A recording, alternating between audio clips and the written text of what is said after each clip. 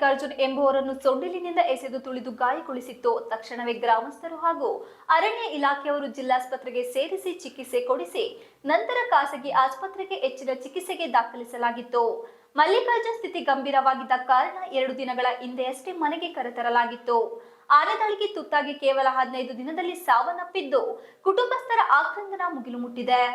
ತಾಲೂಕಿನ ಜೇಸುರಪುರ ಗ್ರಾಮದ ಮಲ್ಲಿಕಾರ್ಜುನ 58 ವರ್ಷ ಇದೇ ಆಗಸ್ಟ್ 13ರಂದು ಬೈಕಿನಲ್ಲಿ ಜಮೀನಿಗೆ ಗೊಬ್ಬರ ತೆಗೆದುಕೊಂಡು ಹೊಲದಲ್ಲಿ ಹೋಗುತ್ತಿದ್ದ ಸಂದರ್ಭದಲ್ಲಿ ಹಠಾತ್ ದಾಳಿ ನಡೆಸಿದ ಕಾಡಾನೆಯೊಂದು ಮಲ್ಲಿಕಾರ್ಜುನ ಎಂಬುವರನ್ನು ಸೊಂಡಿಲಿನಿಂದ ಎಸೆದು ತುಳಿದು ಗಾಯಗೊಳಿಸಿತ್ತು.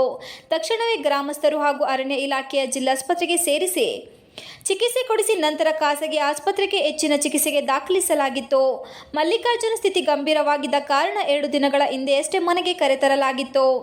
ಆನೆ ದಾಳಿಗೆ ತುತ್ತಾಗಿ ಕೇವಲ 15 ದಿನದಲ್ಲಿ ಸಾವನ್ನಪ್ಪಿದ್ದು ಕುಟುಂಬಸ್ಥರ ಆಕ್ರಂದನ ಮುಗಿಲು ಮುಟ್ಟಿದ್ದು ಗ್ರಾಮಸ್ಥರು ಹಾಗೂ ಕುಟುಂಬಸ್ಥರು ಅರಣ್ಯ ಇಲಾಖೆ ವಿರುದ್ಧ ತೀವ್ರ ಆಕ್ರೋಶ ವ್ಯಕ್ತಪಡಿಸಿದ ಹಿನ್ನೆಲೆಯಲ್ಲಿ ಸ್ಥಳಕ್ಕೆ ವೃತ್ತ ನಿರೀಕ್ಷಕ ಸುಬ್ರಹ್ಮಣ್ಯ ಹಾಗೂ ಜಯರಾಮ್, ಪಿಎಸ್ಐ ಪ್ರವೀಣ್ ಕುಮಾರ್ ಅರೇಹಳ್ಳಿ, ಪಿಎಸ್ಐ ಶೋಭಾ ಸ್ಥಳದಲ್ಲಿ ಮೊಕ ಹೂಡಿ ಪರಿಸ್ಥಿತಿ ತಿಳಿಗೊಳಿಸಿದರು. ನಂತರ ಮೃತದೇಹವನ್ನು ಮರಣೋತ್ತರ ಪರೀಕ್ಷೆ ನಡೆಸಿ ಕುಟುಂಬಸ್ಥರಿಗೆ ಹಸ್ತಾಂತರಿಸಲಾಯಿತು.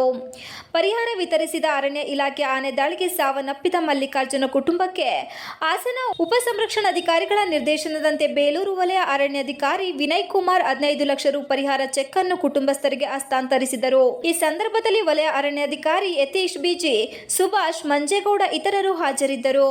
TV 46 Malenadu news, Belur.